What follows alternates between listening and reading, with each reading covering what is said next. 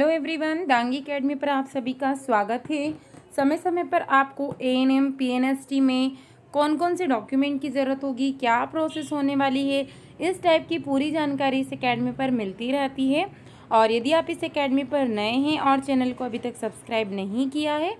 तो सबसे पहले चैनल को सब्सक्राइब कर लें और बेल आइकन को भी प्रेस कर दें ताकि जब भी नया वीडियो अपलोड हो या कोई भी नई जानकारी आती है तो आपके पास में उसका नोटिफिकेशन पहुंच जाए। वीडियो अच्छा लगे तो लाइक ज़रूर कीजिएगा। देखिए क्या नया है इस वीडियो में, क्या आपको जानकारी मिलने वाली है आप लोगों को बता देती हूँ मैं। एएनएम हो या पीएनएसटी हो या अदर कोई भी एग्ज़ाम हो, आप लोगों का ये जान लेना बहुत ज़रूरी है कि अच्छे मार्क्स होने के बावजूद क्या किसी भी कैंडिडेट को काउंसलिंग में से बाहर का रास्ता दिखाया जा सकता है या उसको एडमिशन कैंसिल करके बाहर किया जा सकता है। क्या ऐसा हो सकता है? हाँ, ऐसा हो सकता है। तो ये पूरी जानकारी हम जानने वाले हैं इस वीडियो में, तो वीडियो को लास्ट तक देखिए। क्या ऐसा हो सकता है कि किसी कैंडिडेट के कम मार्क्स हैं फिर भी उसको मौका मिल सकता है? तो हाँ, ये उम्मीद होती है, बट फिर भी मैं आप लोगों को ये बता चुकी हूँ कि बिल्कुल ऐसा मत मानिए कि हमारे 30 से 40 नंबर है और हमारा एडमिशन हो जाएगा, हमें काउंसलिंग करने का मौका मिल जाएगा। तो ऐसा बिल्कुल नहीं होता है। ये सिर्फ उन लोगों के लिए बताया जा रहा है कि जो इनकी कट ऑफ के आसपास जिनके मार्क्स होते हैं तो उनको कभी कभी मौका मिल जाता है और कम मार्क्स होने के बावजूद उनका एडमिशन हो जाता है। तो यही पूरी जानकारी मिलने वाली है आपको इस वीडियो में।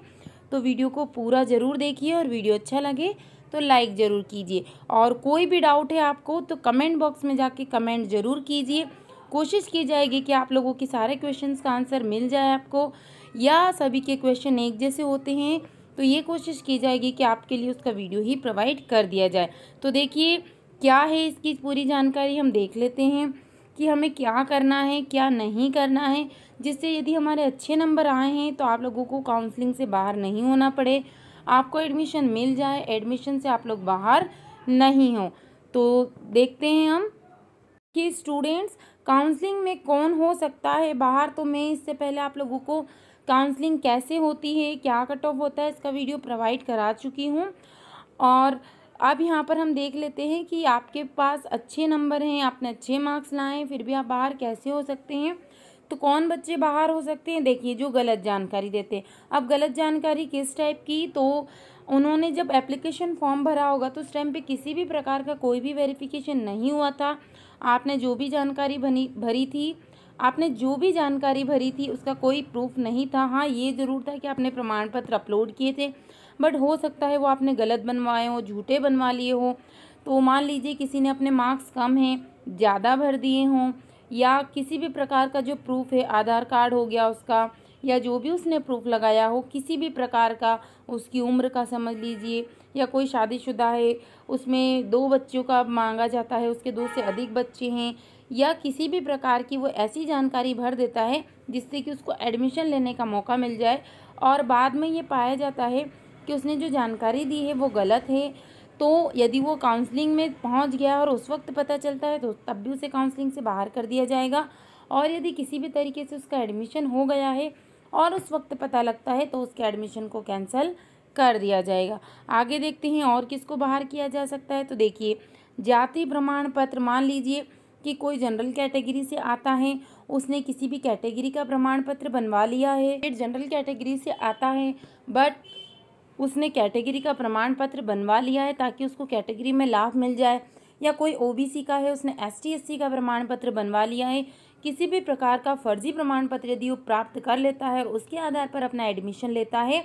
और जब ये साबित हो जाता है या पता लग जाता है कि उसने जो प्रमाण पत्र बनवाया है या वो उस जाति का नहीं है, तब भी उसका काउंसलिंग से बाहर कर दिया जाएगा और उसके एडमिशन को कैंसिल कर दिया जाएगा। अगला है आदिवासी प्रमाण पत्र, यानी कि जो बच्चे आदिवासी इलाके से हैं या आदिवासी जाति के हैं उनको अपना आदिवासी प्रमाण पत्र लगाना होता है। और कोई व्यक्ति यदि आदिवासी नहीं है और उसने जबरन अपना आदिवासी प्रमाण पत्र गलत जानकारी देकर बनवा लिया है और पता लग जाता है कि ये जो आदिवासी प्रमाण पत्र है ये उसका गलत है, उसने झूठी जानकारी देकर बनवाया है या उसने गलत जानकारी दी है, वो इस जाति का नहीं है अभ्यर्थी, तब भी उसको काउंसलिंग से बाहर कर दिया जाएगा। और यदि एडमिशन हो जाता है तो एडमिशन को कैंसिल कर दिया जाएगा। अगला देखते हैं मूल निवासी प्रमाण पत्र। जैसा कि आपने देखा होगा कि मध्य प्रदेश के निवासी के लिए सिर्फ वही अभ्यर्थी आवेदन कर सकते हैं या वही दावा कर सकते हैं। इसकी कुछ शर्तें हैं जो आप रूल बुक में जाके पढ़ सकते हैं कि जिन्होंने कम से कम 2 कोई भी जो डिग्री है आपकी यहाँ से ली है या कोई भी 2 बोर्ड एमपी से की है, एमपी में वो निवासरत हो। तो ये सारे रूल यदि आपको नहीं समझ में आ रहा है तो आप मुझे कमेंट कर दीजिए कि मूल निवासी होने के लिए क्या क्या शर्तें हैं। मैं आप लोगों को इसका वीडियो प्रोवाइड करवा दूंगी। बट बात कर लेते हैं यहाँ पे कि मूल निवासी प्रमाण पत्र यदि गलत पाया जाता है, कोई अदर राज्य का कैंडिडेट है और उसने मध्य प्रदेश का मूल निवासी गलत जानकारी देके प्राप्त कर लिया है, या किसी और व्यक्ति के मूल निवासी पर अपना नाम लिखकर वो दावा करता है कि मैं यहाँ का मूल निवासी हूँ और मुझे यहाँ पर इस आधार पर एडमिशन दिया जाए या काउंसलिंग करवाई जाए, तो पता लग जाने पर ये या जानकारी प्राप्त हो जाने पर उसको काउंसलिंग से बाहर किया जा सकता है और उसका एडमिशन भी कैंसिल करवा कर उसके ऊपर कार्यवाही की जा सकती है। तो किसी भी प्रकार की गलत जानकारी ना दे, अन्यथा आप पर किस कार्यवाही की जा सकती है। देखिए आय प्रमाण पत्र, तो अब जो भी बच्चे ओबीसी कैटेगरी से बिलोंग करते हैं तो उनको उसमें शर्त लिखी हुई है कि वो नॉन क्रिमिलियर होना चाहिए, यानी कि जो सैलरी का एक बाउंडेशन है उससे अधिक नहीं होना चाहिए। यदि आय अधिक होती है उनके माता पिता की, फिर भी वो झूठा आय प्रमाण पत्र प्राप्त कर लेते हैं और आरक्षित श्रेणी में अपना एडमिशन प्राप्त करना चाहते हैं, तो इस कंडीशन में भी क्या होगा कि पता लग जाने पर उनको काउंसलिंग से बाहर किया जा सकता है और उनका एडमिशन भी कैंसिल किया जा सकता है और उन पर कार्यवाही आगामी दिनों में की जा सकती है। उसके बाद अधिक आयु, मान लीजिए कि जैसे इसमें 35 वर्ष लिखा है या कैटेगरी वालों को कुछ छूट दी गई है, तो चाहे वो जनरल कैंडिडेट हो, जो भी उनकी लिमिट है आयु की, उससे अधिक की आयु होने पर वो किसी भी प्रकार की झूठी जानकारी देते हैं, यानी फॉर्म में उन्होंने झूठ भर दिया है कि हमारी आयु कम है, अभी अधिक नहीं हुई है, और वो प्रूफ नहीं कर पाते हैं कि हमारी आयु अधिक नहीं है, तो इस कंडीशन में भी उन्हें काउंसलिंग से बाहर कर दिया जाएगा और एडमिशन उनका कैंसिल कर दिया जाएगा। अब देखिए कि आशा कार्यकर्ताओं को यहाँ पर कुछ रिजर्वेशन दिया गया है, तो जिन कैंडिडेट ने आशा में कार्य किया है 5 साल, जो भी उसमें लिखा हुआ है कितने साल उसमें कार्य करना है, यदि वो इतना कार्य नहीं करते हैं, कहीं पर पहचान लगाकर, कहीं पर पैसे देकर या झूठी जानकारी देकर किसी भी प्रकार से आशा कार्यकर्ता का प्रमाण पत्र प्राप्त कर लेते हैं, या मान लीजिए किसी बच्चों ने गलती से भी भर दिया होगा कि वो आशा कार्यकर्ता हैं, तो उनकी रैंकिंग उसी प्रकार से आ रही होगी, बट जब काउंसलिंग होगी और वो प्रूफ नहीं कर पाएंगे, तो जिन बच्चों ने गलती से भर दिया है उन लोगों को तो टेंशन नहीं लेना है। मान लीजिए क्योंकि उन्होंने गलत जानकारी जानबूझकर नहीं दी, गलती से भर ली और अच्छे मार्क्स गेन किए हैं, तो वो आशा वाली कैटेगरी में अपना एडमिशन नहीं लें या काउंसलिंग नहीं करवाएं। वो जो उनकी कंसोलिडेटेड रैंक आ रही है या उनकी जो कैटेगरी रैंक आ रही है, यदि उसमें वो एडमिशन लेते हैं तो उन्हें कोई भी दिक्कत नहीं आएगी। बट जिन्होंने गलत जानकारी दी है या मान लीजिए गलती से भर दिया है और कैटेगरी में उनकी रैंक अच्छी नहीं आई या जनरल रैंक अच्छी नहीं है, आशा में अच्छी रैंक दिख रही है और वो इसमें एडमिशन ले लेते हैं, अभी भी वो गलत प्रमाण पत्र बनवा लेते हैं एडमिशन के लालच में आकर, तो इन फ्यूचर क्या होगा कि काउंसलिंग से उनको बाहर कर दिया जाएगा। और यदि एडमिशन हो जाता है, चाहे वो 4 महीने की ट्रेनिंग ले चुके हैं या 6 महीने की, बट यदि पता चल जाता है तो उसी वक्त उनके एडमिशन को निरस्त कर दिया जाएगा और उन पर उचित कार्यवाही भी की जाएगी। इसलिए किसी भी प्रकार की गलत जानकारी देकर अपना एडमिशन ना ले। उसके बाद चाहे किसी भी प्रकार की आपने फर्जी जानकारी दी है, यदि पता लग जाता है कि आपने किसी भी प्रकार की फर्जी जानकारी देकर अपना एडमिशन करवाया है या काउंसलिंग करवाई है, तो उसी वक्त आपके एडमिशन को कैंसिल कर दिया जाएगा। अब बात कर लेते हैं क्या कम नंबर वालों को मौका मिल सकता है। तो हाँ, देखिए ये जितनी भी जानकारी मैंने आप लोगों को इस वीडियो में दी है, इस आधार पर यदि कुछ कैंडिडेट्स गलत जानकारी देकर एडमिशन ले लेते हैं या काउंसलिंग करवा लेते हैं, तो पता लग जाने पर जब उनको काउंसलिंग से बाहर कर दिया जाएगा, तो जो सीटें हैं, उदाहरण के लिए मान लीजिए 10 सीटें खाली हो जाती हैं, तो अब यहाँ पर क्या हो रहा है कि जो 10 सीटें हैं उनको भरने के लिए डबल से आपको पेपर में, न्यूज़पेपर में या ऑनलाइन पर यहाँ पर विज्ञप्ति जारी की जाती है कि सेकंड काउंसलिंग हो रही है, उसमें इतने नंबर वालों को, या जो फर्स्ट राउंड में काउंसलिंग होती है उससे कम मार्क्स वालों को भी काउंसलिंग में मौका मिल जाता है और उनको एडमिशन लेने का मौका मिल जाता है। और ऐसे बहुत सारे और भी रीज़न हो सकते हैं, जैसे मान लीजिए किसी के अच्छे मार्क्स हैं बट वो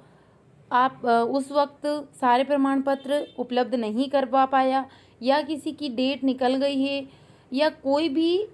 गलत जानकारी उसने दी है, किसी भी प्रकार से वो प्रमाण पत्र की वजह से काउंसलिंग से बाहर हो जाता है, तब भी जो कम मार्क्स वाले बच्चे हैं, तब अभी भी मैं आपको बता चुकी हूँ कि जिनके बहुत कम नंबर हैं वो बार बार ये ना पूछे कि मैम 30 नंबर हैं, 35 नंबर हैं, क्या हमारा एडमिशन हो सकता है। तो आप लोग खुद समझदार हैं, इतने कम नंबर पर इतनी कम सीटों में तो एडमिशन नहीं हो पाएगा। लेकिन जिनका कट ऑफ के आसपास होता है, 1-2 नंबर या 5 नंबर तक भी आप उम्मीद लगा सकते हैं, उनको एडमिशन होने के चांसेस होते हैं। तो देखिए, जो कोई भी कैंडिडेट है जिनके ज़्यादा मार्क्स आए हैं और उन्होंने झूठी जानकारी दी है और उन्हें यदि काउंसलिंग से बाहर कर दिया जाता है, तब क्या होता है कि कम मार्क्स वाले अभ्यर्थियों को मौका मिल सकता है।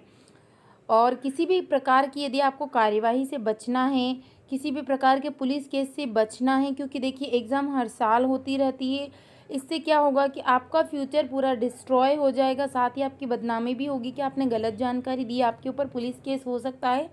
तो किसी भी प्रकार की पुलिस केस या से बचने के लिए आप गलत जानकारी ना दें, जिससे आपका एडमिशन कैंसिल ना हो। और बाय मिस्टेक हो गया है तो आप उस कैटेगरी में एडमिशन ना लें, नॉर्मल कैटेगरी में आप एडमिशन लेंगे तो आपके ऊपर कोई भी कार्रवाई नहीं होगी। और यदि मान लीजिए आपसे वहाँ पर काउंसलिंग में लिखित में मांगा जाता है,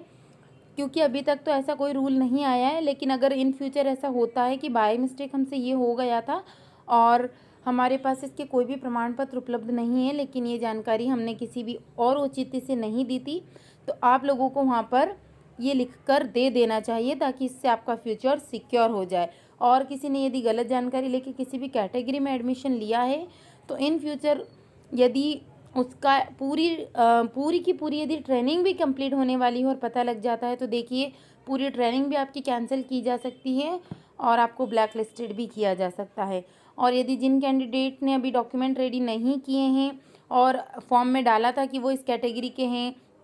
तो अभी भी टाइम है आपके पास में, तो आप अपने डॉक्यूमेंट तैयार करवा लें, तो आपको काउंसलिंग में किसी भी दिक्कत का सामना नहीं करना पड़ेगा। तो इसी टाइप के अपडेट या जो भी आपको जानकारी चाहिए, आप जो भी कमेंट करते हैं उसकी सारी जानकारी आपको दांगी एकेडमी पर मिलती रहती है। तो वीडियो अच्छा लगा हो तो इसे लाइक ज़रूर कीजिए और चैनल पर नए हैं तो सब्सक्राइब कर लीजिए और बेल आइकन भी प्रेस कर दीजिए, ताकि जब भी नया वीडियो अपलोड हो या कोई भी अपडेट आता है तो उसकी इन्फॉर्मेशन आप तक पहुँच जाए। कोई भी आपको डाउट हो तो कमेंट कीजिए, आपके डाउट को क्लियर करने की कोशिश यहाँ पर हमेशा की जाती है।